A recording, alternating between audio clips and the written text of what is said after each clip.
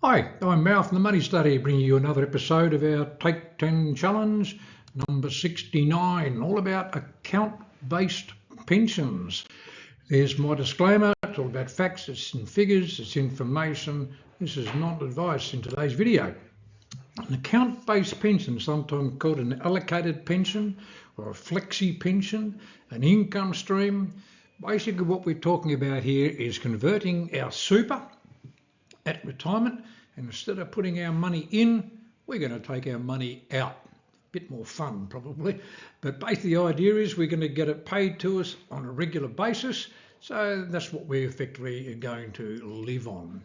Now, to start an account-based pension from your super, you need to be retired on over your preservation age. There is an exception, which we'll talk about a little bit later on, called your transitional pension. But effectively, you need to be retired over your preservation age, and then we can change your superannuation from accumulation to this pension arrangement.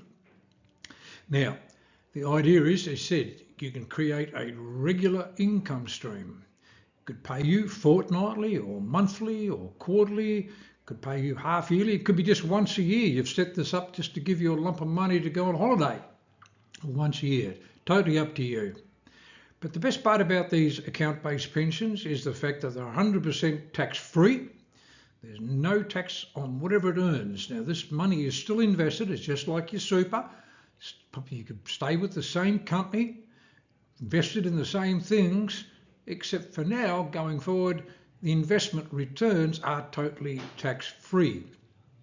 The payments over 60 are totally tax-free. There's no tax payable on any withdrawals, and there's no capital gains tax. So it's 100% totally tax-free. And we can have up to $1.9 million in an account-based pension and be paying absolutely no tax. Very nice. And you can see why these things are quite attractive in retirement. Now, you can change your income stream payment. You choose how big your pension is going to be. Is it 30,000, 50,000, 80,000, 150,000? You choose the size of your pension. There is no maximum. You can choose a pension of any magnitude. There is a government minimum, which we'll talk about in a slide or two, but there is no maximum. It just literally means, obviously, that the bigger the pension, the more you take out, the less time this thing is going to pay you for. It will run out if you take too much money out. It's literally just like having, let's say you had, $500,000 in a bank account, and every fortnight you took some money out of it, eventually it would run out. And there's no difference in this situation. Now, you can only start a pension from money. You can start these account-based pensions from money that was in super in the first place or eligible to be contributed into super. So literally, if you were 78 and you can't contribute to super and you didn't have any money in super, you could not start an account-based pension from new money sitting in a bank account. You can start a pension from any money that's already in super at any age, but effectively you need to get that money into super in the first place. You can access lumps of money at any time you wish.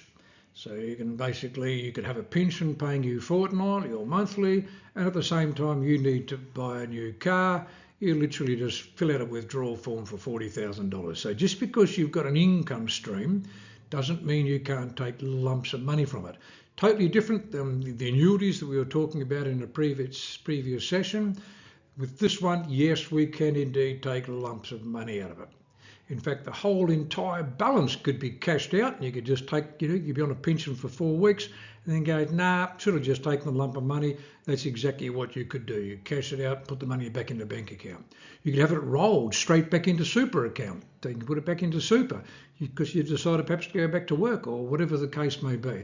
Very, very flexible. And that's why sometimes these things are called a flexi pension. A transitional pension means that you have started a pension while you are still at work.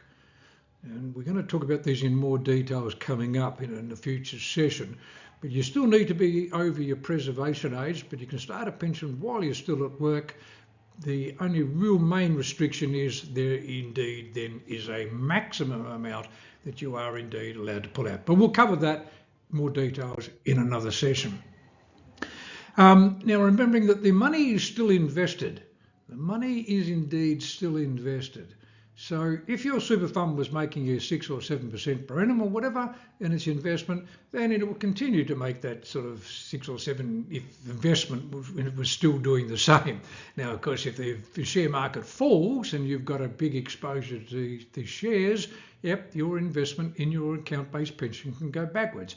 So you're taking on the same risks as you were in your super fund. If you've got a conservative super fund, then you might want, conservative pension account. If you're a higher risk, you might want a higher risk pension. But generally speaking, most people, as they're going into retirement, can't add any more money. They're older, and therefore, generally speaking, they become more conservative. But you can choose.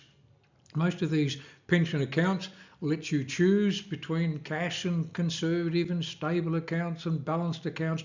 You get all those options just like you would in a normal super fund. But you can just imagine you're a conservative style account and it's been making you say 6%, and you've only been pulling out 6%. So let's imagine you've got $1 million, made you 6%. It's generating an income of $60,000 a year for you. Now, of course, if it made you 6% and you only pull out 6%, then you haven't eaten into $1 of your capital value. So if you had $1 million and you're pulling out 60,000, you've still got $1 million the year after, and the year after that, and the year after that. So generally speaking, what you can do is you're not going to live forever. And so if you're thinking, yep, I'm going to last another 25, 30 years, you could pull it out at another 2 or 3% perhaps, more than what it earns. So if it's earning you 6, you might be able to pull it out at 8.5% or something like that to eat into the capital so that the money runs down, and by the time you're into your 90s, there's $1 left. It's just as they're putting you into the ground and digging the hole.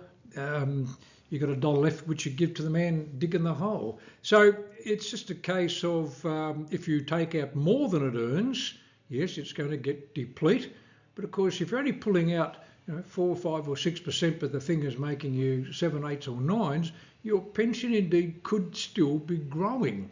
It just comes down to how much you're pulling out compared to what the investment is actually doing in the earnings inside that fund. Now, you can't, generally speaking, contribute to a pension account. Accumulation accounts are for putting money in, pension accounts are for pulling money out of, and so you normally cannot add money to a pension account.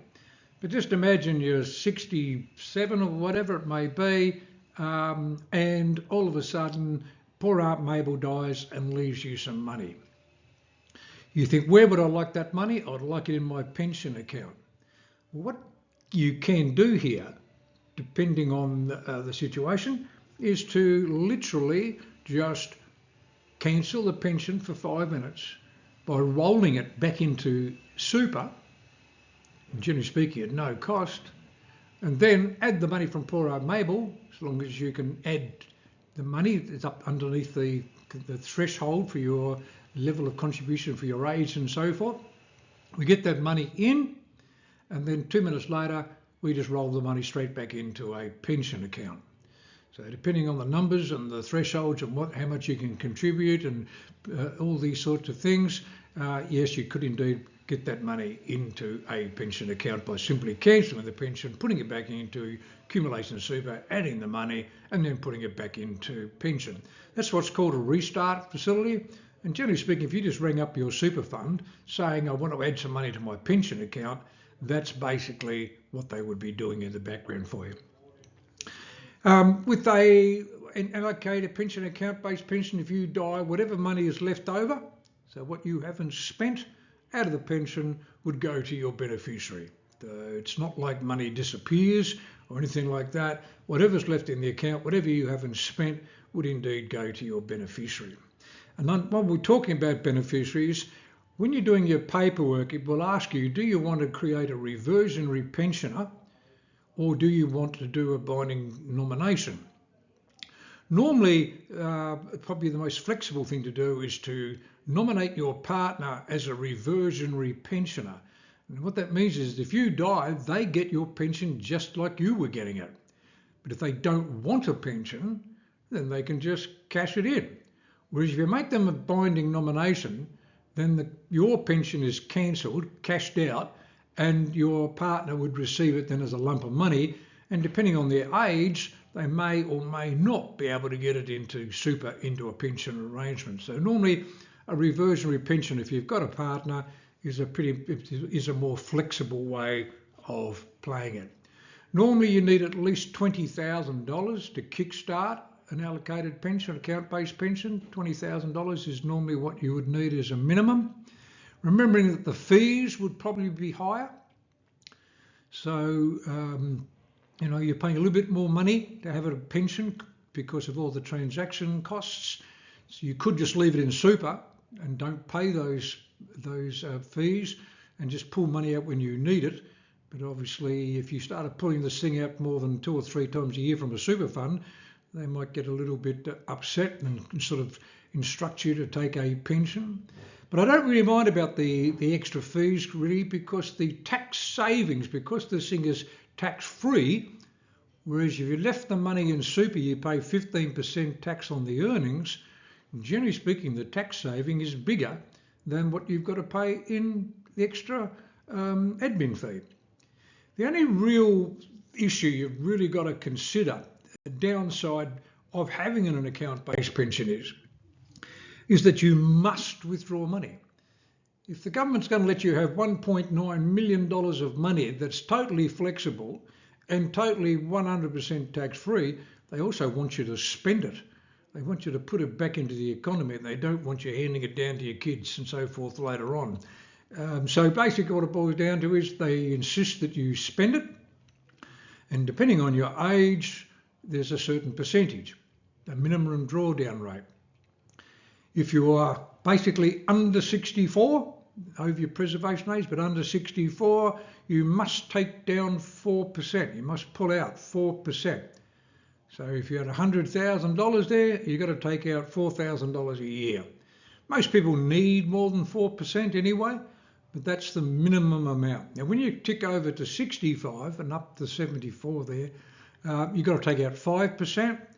And by the time you get to 80, we're now starting to talk 7%. You can see there, by the time you get up to age 95, you've got to pull out about 14%. They really are ensuring that there's not a lot left of this thing by the time you get into your mid-90s. But as I say, as you can see there, that even under 79 years of age, you've only got to take out 6%. If the fund was earning you 6%, your account balance is probably not even going backwards, even at that age. So again, not a major problem, dare I say. A very, very flexible strategy, a very, very popular strategy. It's got a lot of things going for it. Certainly something that most pensioners or most retirees would consider, purely because of the fact that it's convenient, it's very, very tax effective, very flexible, and the money still goes to a partner. So more information can be available via the ATO as well, and obviously we're more than happy to assist you to understand more about your account-based pensions. Look forward to joining you on another session.